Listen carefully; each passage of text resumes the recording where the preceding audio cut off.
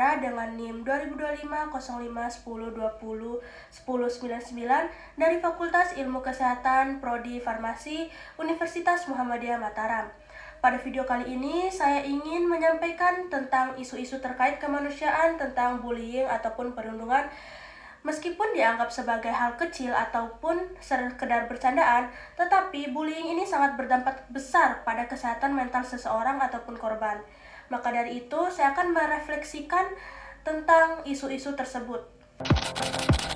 Maraknya kasus bullying. Lembaga Indonesia Data Digital Around the World, hukum dan tanggung kesehatan mental atau sebesar 52%. Mental Health Survey Total populasi remaja yang memasuki masa transisi ke dewasa muda. Ini dinobatkan sebagai media sosial yang paling sering digunakan untuk melakukan perundungan atau bullying secara online. Saudara, seorang siswa SMP di Ujung Berung di Kota Bandung, Jawa Barat menjadi korban perundungan teman sekelasnya.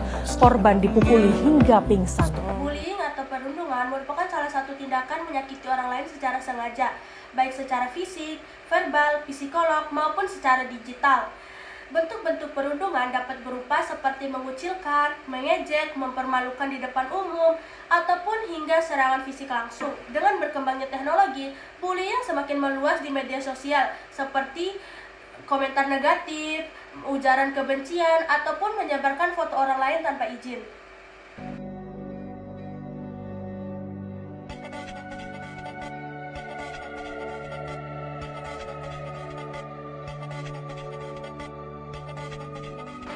Perundungan bukan hanya merusak mental korban saja, tetapi perundungan juga dapat merusak atmosfer lingkungan pendidikan. Lingkungan yang seharusnya menjadi tempat belajar, berkembang, ataupun merasa aman, justru itu hal yang paling menakutkan bagi sebagian mahasiswa ataupun murid-murid lainnya. Kondisi seperti ini tentu tidak sejalan dengan tujuan pendidikan, yaitu menekankan pembentukan karakter, empati, dan akhlak mulia.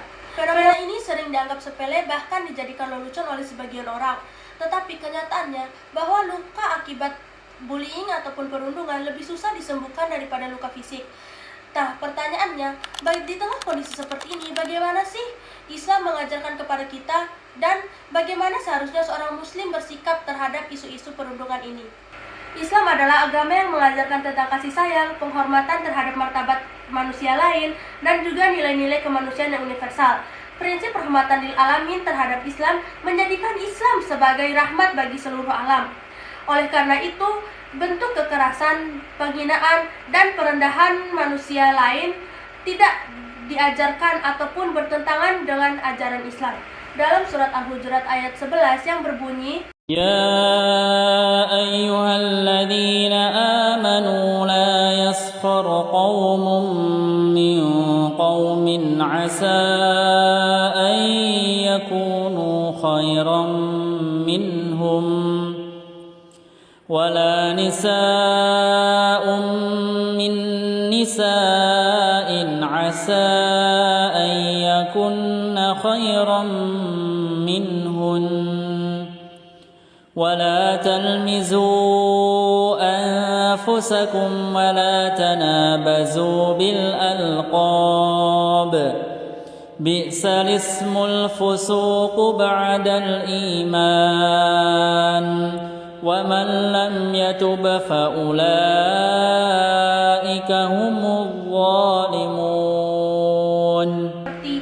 Ayat ini menegaskan bahwa tindakan seperti mengejek orang lain, merendahkan, ataupun mempermalukan orang lain adalah hal yang dilarang oleh Allah Subhanahu wa Ta'ala karena dapat menyakiti hati dan merusak kehormatan seseorang.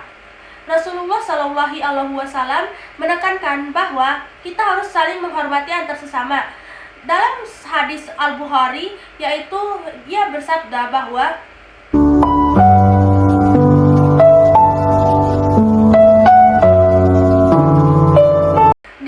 dua arti penting. Yang pertama adalah kita tidak boleh menyakiti hati orang lain, dan yang kedua adalah kita tidak boleh diam saja ketika melihat orang lain disakiti. Contohnya seperti kita tidak boleh membuli orang lain. Dan yang kedua itu, misalnya kita melihat orang lain yang sedang dibuli ataupun kita melihat perundungan, kita tidak boleh diam saja. Itu adalah salah satu bentuk kelalaian.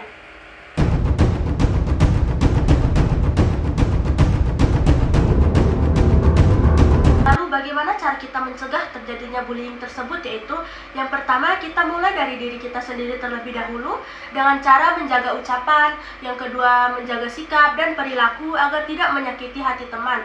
Contohnya seperti pada saat kita ingin melakukan sesuatu atau kita ingin bercanda, kita harus tanyakan pada diri kita sendiri terlebih dahulu apakah itu bisa melukai hati seseorang. Yang kedua itu cara mencegah bullying di lingkungan kampus dengan cara yang pertama menghindari gosip, yang kedua itu tidak menyebarkan komentar negatif, dan yang ketiga itu berani menasihati teman yang bersikapnya berlebihan. Saya sebagai mahasiswa Fakultas Ilmu Kesehatan Program Studi Farmasi, saya berkomitmen untuk menjaga etika, memperkuat empati, dan membangun struktur kampus yang bebas dari bullying. Menarilah dan terus tertawa, walau dunia tak seindah surga. Bersyukurlah pada yang kuasa, cinta kita di dunia selamanya.